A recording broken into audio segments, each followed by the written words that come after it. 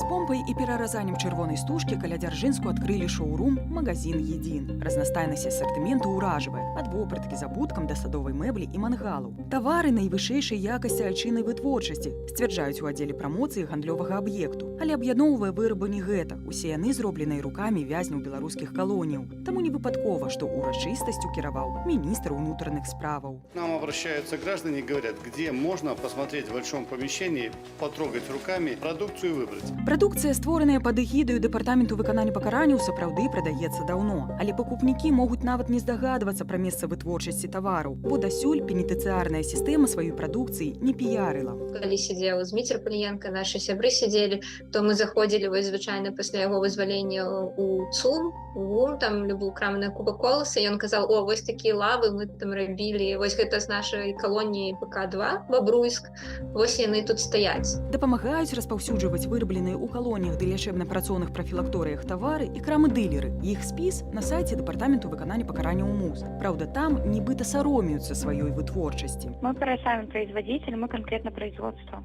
Вы производство сами, да? Да. Да. Шлейф такі і тое, што таму не вельмі добра ёсць. Усе разумеюць, што зняволеныя і ведаюць, напэўна, усе, што зняволеныя працуюць у такіх складаных умовах, атрымліваюць такія нізкія заробкі. Згодна з 98-м артыкулам крымінальна-выканаўчага кодексу, вязні мусяць працаваць на прадпрыемствах ці вытворчых майстэрнях. Працоўнай дамовы з імі не заключаюць. Прадпрыемствы існуюць пры кожнай папраўчай установе.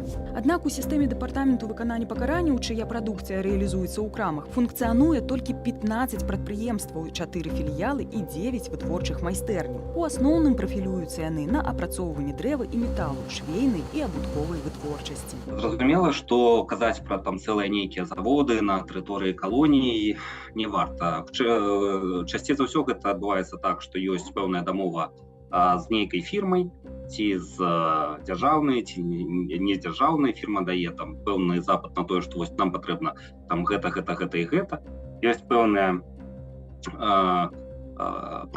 промзона на тэрыторыі калоніі, і на гэтай тэрыторыі калоніі часцей за ўсё і вырабляецца там пэўная, невялікая, там не вельмі цяжкая у апрацоўцы дэталь. Магілёўскі актывіст Валянцін Лабачоў адбываў пакаранне ў Наваполацкай калоніі. Акрамя асаблівага стаўлення да яго як да палітычнага, мужчына прыгадвае і нечалавечыя умовы працы папраўчай установы. В большинстве работ платят буквально по несколько рублей. Да, где-то платят немножко больше, например, там в столовой, там порядка 15, 20, 30 рублей. Но там осужденные работают без выходных вообще. То есть 7 дней в неделю, и это очень сложно. Лепш аплочваюцца менавіта такія працы, скіраваныя на ўнутраныя патрэбы ўстановы. Зазвычай на іх імкнуцца трапіць тыя, хто не мае вонкавага грашовага падтрымання. Палітычных жа скіроўваюць на нізкааплатную працу. Напрыклад, Валянцін цэлымі днямі выплаўляў мед з кабеляў увесь час пад адкрытым небам. На работу ходить обязаны все. Если ты отказываешься от работы, тебя закрывают в ШИЗО, соответственно, потом ПКТ и увозят на крытую тюрьму. На некоторых работах какая-то норма, план, которую должны сделать. Соответственно, если не сделаешь эту норму, то можешь оказаться в ШИЗО. Работаешь бесплатно, и когда тебя не просто лишают свободы, ты попадаешь в рабство. Пра гэта сведчаць і разліковыя рахункі, якія атрымала ад былых зняволеных ініцыятыва «Дысідэнт BUI». Гэтак, з занятым у філіяле тэхнатара пры Наваполацкай калоніі аплаты вагаюцца ад максімуму больш за 27 рублёў на месяц да мінімуму менш за 6,5 рублёў. Куды горай у самой калоніі, дзе рэкордная аплата 10 рублёў 20 копеек, а мінімальная ўсяго 40 копеек за месяц. Мне это непонятно, но я так подозреваю, и общался со многими, осужденными. Есть у нас такое мнение, что там есть какая-то двойная бухгалтерия. Самыя ж вытворцы зарабляюць на прадукцыі, вырабленай зняволенымі, мільёны. Гэтак, найтаннейшая канапа 11-й калоніі ў Ваўкавыску каштуе трохі болей за 1200 рублёў. Найдаражэйшая амаль удвая болей. У параўнанні з айчыннымі вытворцамі кошты значна меншыя. Гэтак, у фабрыкі Пінскдрэў самая таная канапа падобнай мадэлі на зніжках каштуе 2000 рублёў. Мінімальныя выдаткі на працоўную сілу могуць спрыяць папраўчым установам быць пазацэнавай канкурэнцыяй. Зусім недавно вытворчасць пенітэнцыярных устаноў мела преференції державної, то бок ільготи по падаткаабкладанню. Думаю, што яны і зараз ёсць. Такія кошты, яны накіраваныя на тое, каб павялічыць прыбытак. Это бізнес, вельмі добры буйны бізнес для сістэмы МУС, якую яны карыстаюць, бо людзі, якія яго запусцілі, яны маюць добрыя грошы адтуда. Гэта можа быць купа людзей нейкіх, так, гэта можа быць адзін чалавек, бо вельмі моцна над гэтым стараўся яшчэ былы міністр Шуневіч.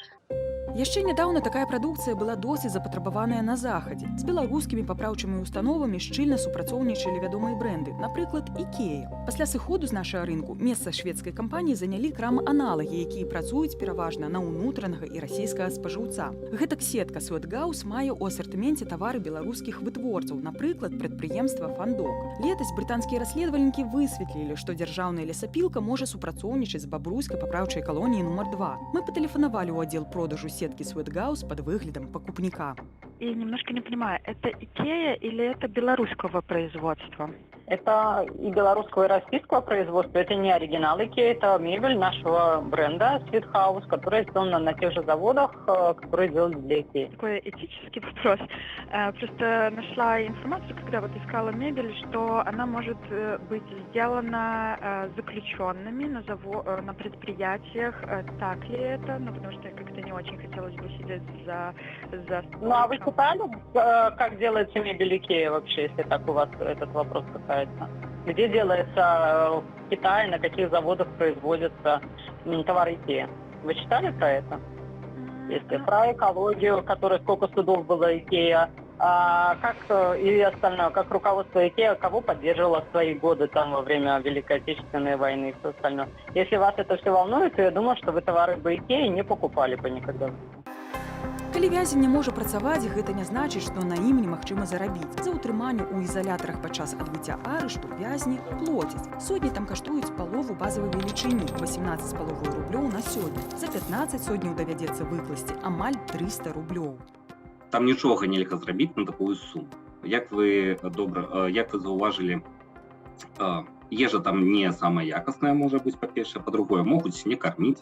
Пры гэтым сюды ж у гэтую ж аплату там включается, что не только ежа, а тоже там карыстаюцца рознымі прыналежнасцямі бялізнай, якую не выдаюць. Не плаціць ці аспрэчыць суму сёння немагчыма. Гэтак грамадскаму актывісту Леаніду Кулакову пагражаюць пазбаўленнем мабільнай сувязі за нясплочанай сотні арышту. Сума, якая набегла за апошнія 3 гады, складае 340 рублёў. Судовыя выканаўцы вызначылі тэрмін для пагашэння запазычанасці – 2 тыдні, незважаючы на тое, што актывіст мае пенсію – 345 рублёў. Марыля Дакуцька, Белсад.